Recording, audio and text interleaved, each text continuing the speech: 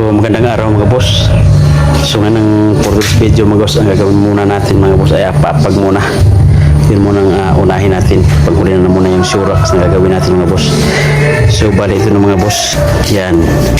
Yung ginagamit natin ito mga boss ay 3/4 na plywood. Yan. Ito bali itong siding na ito mga boss, itong papag. Yan. Yan itong pinaka-siding natin. Tapos gagawa lang tayo ng headboard saka dito sa pinakapaanan niya. Boss. So dito mga boss, bali ang sahig natin dito ay 3/4 na din.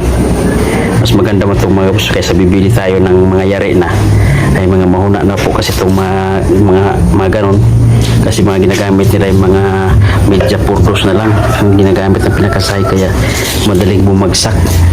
Hindi gaya itong ginawa natin mga boss. Yan. So puro 3/4 na plywood yan.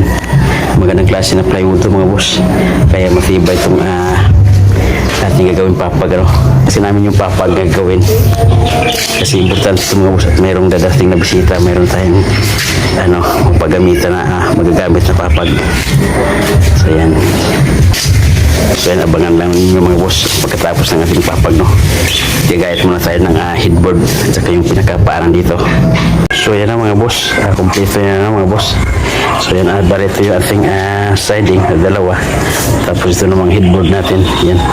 Yan, may lagay tayo itong plitaner dito mga boss. Dito natin ipapatong yung plywood, yung pinakasahig, no? Yan. So ito naman dito sa pinakapaanan. Yan. So bukas mga boss, i-install na natin to. So yan.